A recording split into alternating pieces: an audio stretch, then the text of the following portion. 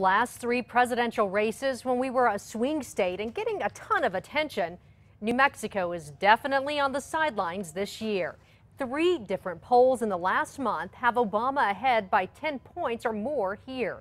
Polls also show the U.S. Senate and House races not close either.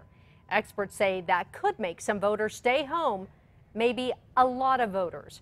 News 13's Katie Kim is in the Newsplex. Jess, with the election about 2 weeks away, early voting is up in Bernalillo County compared to 4 years ago. But experts say when all is said and done, overall voter turnout will be down this year.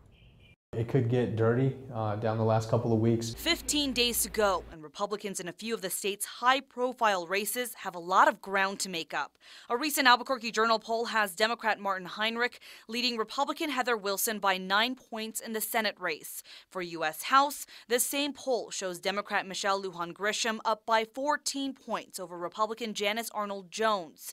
UNM political science professor Gabe Sanchez says the races are the Democrats to lose. We already think we know that Democrats are going to do very well at the state level. And that will have a big impact on who turns up to vote, according to Sanchez. Democratic voters, particularly those that are not overwhelmingly enthusiastic about this election, say, hey, the people I want to win or projected to win, I can just stay home and I'll wait in line. Sanchez also says if things don't change quickly for the GOP, some Republican voters may stay home too.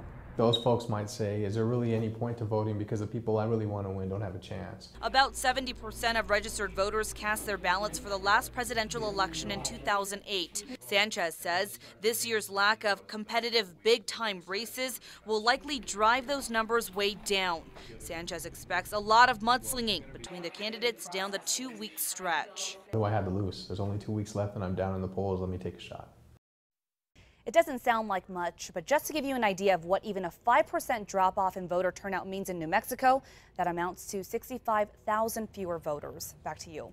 Okay, Katie, even though the presidential House and the Senate races are not competitive in New Mexico, there are a lot of tight local races with power in the State House of Representatives hanging in the balance.